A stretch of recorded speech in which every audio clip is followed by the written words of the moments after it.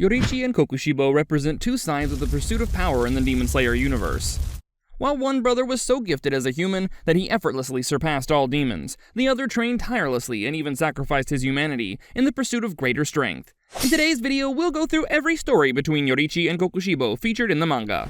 Let's start off way back in the Sengoku era, when a pair of twins named Yoriichi and Michikatsu were born into the Tsukikuni clan.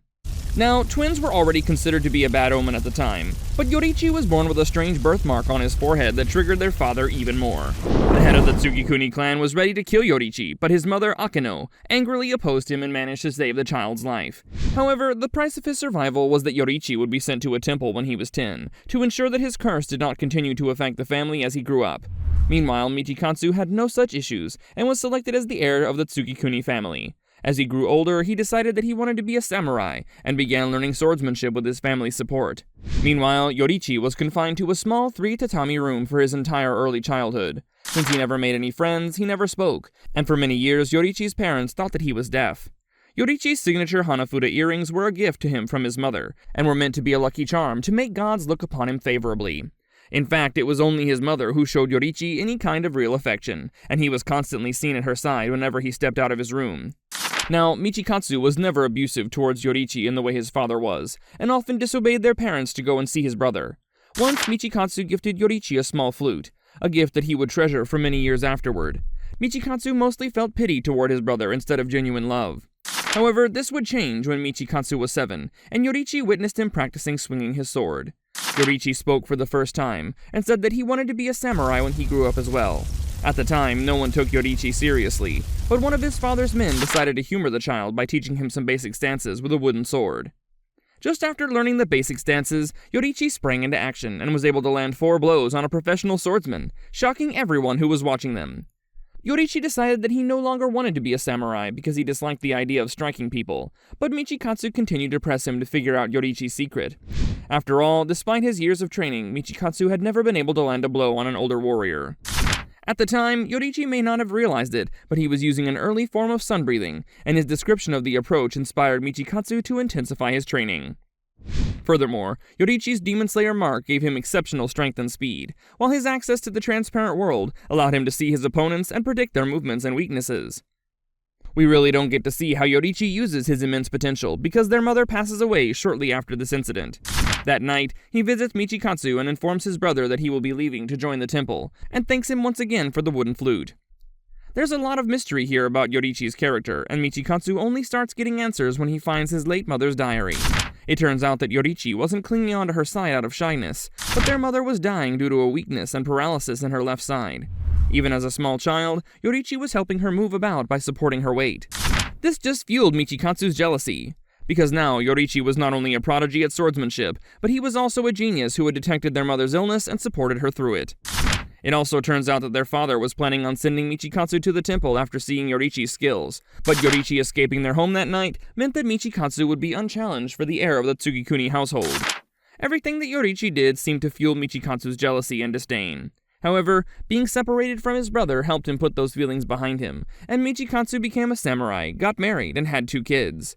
10 years after they parted, the brothers crossed paths once again when Michikatsu's encampment was attacked by demons. Yoriichi miraculously arrived on the scene and killed the demons, but by that time, all of Michikatsu's comrades had been killed. By that point, Yoriichi had invented sunbreathing and became a powerful demon slayer after his wife and unborn child were killed during a demon attack. Seeing Yoriichi surpass him once again flipped a switch somewhere in Michikatsu's mind, and he abandoned his family to join the Demon Slayer Corps in hopes of surpassing his brother. During this time, Yoriichi attempted to teach sunbreathing to the other demon slayers, but not even Michikatsu could replicate his style. Instead, Yoriichi adapted sunbreathing to suit the other demon slayers' natural strengths, and created the 5 core breathing styles: fire, water, thunder, wind, and stone. However, Michikatsu stayed out of this process and tried to perfect sunbreathing on his own. Seeing how he could not succeed, he ended up altering sunbreathing to create a unique style of his own, moon breathing. Around this time, Michikatsu also manages to awaken his Demon Slayer mark, and while he surpassed all the other Demon Slayers, he could never quite match up to Yoriichi. This, together with the knowledge that all Demon Slayers who awaken the mark are destined to die prematurely, led Michikatsu to make a drastic decision.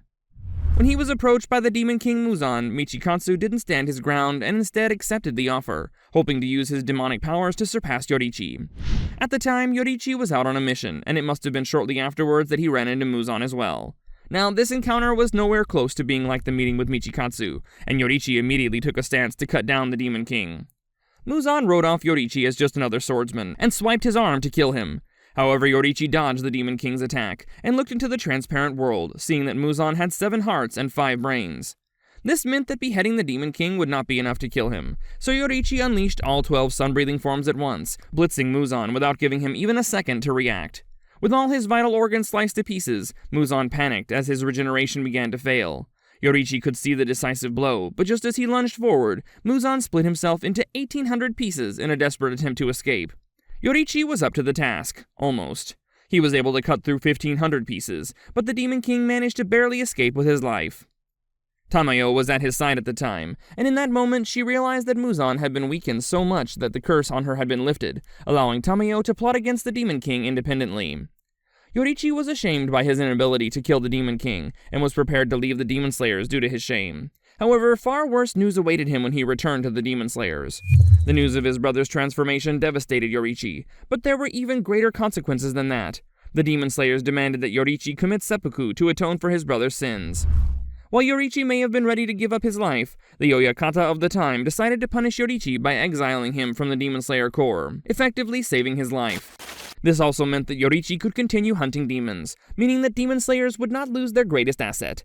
Yoriichi maintained contact with the Hashiras of the Sengoku era and continued to assist them in their missions. The years passed by, and Yoriichi continued to travel the countryside, befriending the likes of Kamado Sumiyoshi and protecting civilians from demons. Meanwhile, the Demon Slayers grew weaker, as there was no one among them who could teach breathing styles as Yoriichi once could. Fast forward many decades until Yoriichi is 80 years old and living the last day of his life. He confronts his brother, now known as the demon Kokushibo, for the last time.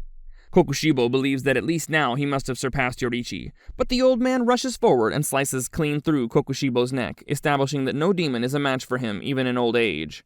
Kokushibo braces himself for the killing blow to strike before he can regenerate, but it never comes. Yoriichi had passed away with that strike, unable to finish off his brother once and for all. Angered by the fact that he was never able to surpass his brother, and never will be able to ever again, Kokushibo prepares to strike down Yoriichi's corpse. But then he notices something hidden in Yoriichi's clothes.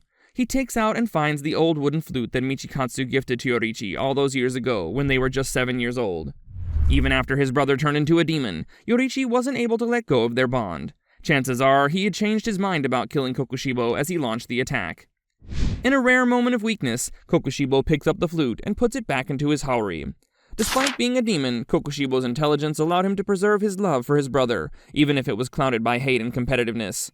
And that brings an end to our video. Do you think the fate of the two brothers is the most tragic storyline in Demon Slayer? As always, let us know your thoughts in the comments down below.